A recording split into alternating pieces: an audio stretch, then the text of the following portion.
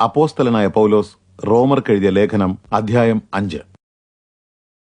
അതുകൊണ്ട് വിശ്വാസത്താൽ നീതീകരിക്കപ്പെട്ടിട്ട് നമ്മുടെ കർത്താവായ യേശുക്രിസ്തു മുഖേന നമുക്ക് ദൈവത്തോട് സമാധാനമുണ്ട്. അദ്ദേഹത്തിലൂടെയാണ് നാം ഇപ്പോൾ നിൽക്കുന്ന ഈ കൃപയിലേക്ക് നമുക്ക് പ്രവേശനം ലഭിച്ചിരിക്കുന്നത്.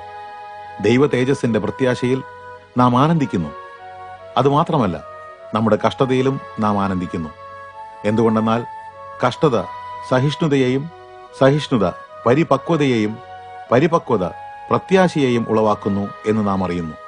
പ്രത്യാശ നമ്മെ ലജ്ജിതരാക്കുന്നില്ല. ദൈവസ്നേഹം താൻ നമുക്ക് നൽകിയ പരിശുദ്ധാത്മാവിനാൽ നമ്മുടെ ഹൃദയങ്ങളിൽ പകർന്നിരിക്കുന്നുവല്ലോ. നാം ശക്തിഹീനരായിരുന്നപ്പോൾ തന്നെ ക്രിസ്തു തക്ക സമയത്ത് അധർമ്മികൾക്ക് വേണ്ടി മരിച്ചു. നീതിമാനു വേണ്ടി പോലും ആരെങ്കിലും മരിക്കുന്നത് അപൂർവമാണ്. നല്ലവനായ ഒരു മനുഷ്യന് വേണ്ടി ആരെങ്കിലും മരിക്കാൻ തയ്യാറായേക്കാം. എന്നാൽ നാം പാപികളായിരിക്കുമ്പോൾ തന്നെ ക്രിസ്തു നമുക്ക് വേണ്ടി മരിച്ചു. അങ്ങനെ അവിടുന്ന് തനിക്ക് നമ്മോടുള്ള സ്നേഹം വെളിപ്പെടുത്തുന്നു. ക്രിസ്തുവിന്റെ രക്തത്താൽ നാം ഇപ്പോൾ തന്നെ നീതീകരിക്കപ്പെട്ടിരിക്കുന്നുവെങ്കിൽ അദ്ദേഹം മുഖേന ഇനിമേൽ നാം എത്രയധികമായി ദൈവക്രോധത്തിൽ നിന്ന് രക്ഷിക്കപ്പെടും. നാം ദൈവത്തിന്റെ ശത്രുക്കളായിരുന്നപ്പോൾ തന്നെ അവിടുത്തെ പുത്രന്റെ മരണത്താൽ നമുക്ക് ദൈവത്തോട് നിരപ്പ് ലഭിച്ചുവെങ്കിൽ നിരപ്പ് പ്രാപിച്ച ശേഷം അവിടുത്തെ ജീവനാൽ നാം എത്ര അധികമായി രക്ഷിക്കപ്പെടും.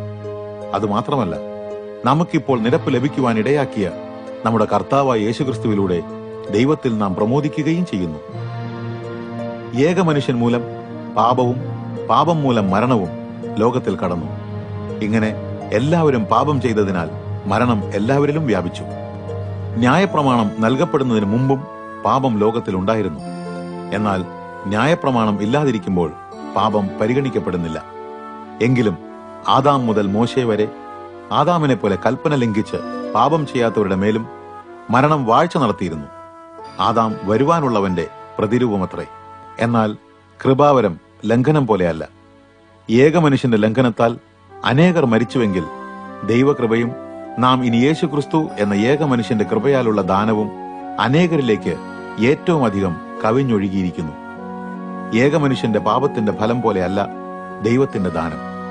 ആ ഒരു പാപത്തെ തുടർന്ന് ന്യായവിധിയും തൽഫലമായി ശിക്ഷാവിധിയും ഉണ്ടായി. എന്നാൽ അനവധി ലംഘനങ്ങളെ തുടർന്നുണ്ടായ കൃപാവരമാകട്ടെ നീതീകരണത്തിന് കാരണമായി തീർന്നു. ഏക മനുഷ്യന്റെ ലംഘനത്താൽ ആ മനുഷ്യനിലൂടെ മരണം വാഴ്ച നടത്തിയെങ്കിൽ ദൈവം സമൃദ്ധിയായി നൽകുന്ന കൃപയും നീതി എന്ന ദാനവും പ്രാപിക്കുന്നവർ യേശുക്രിസ്തു എന്ന ഏക മനുഷ്യനിലൂടെ എത്രയോ അധികമായി ജീവനിൽ വാഴും. അങ്ങനെ ഒരു ലംഘനം മനുഷ്യരെ ശിക്ഷാവിധിയിലേക്ക് നയിച്ചതുപോലെ ഒരു നീതിപ്രവൃത്തി എല്ലാ മനുഷ്യരെയും ജീവദായകമായ നീതീകരണത്തിലേക്ക് നയിക്കുന്നു.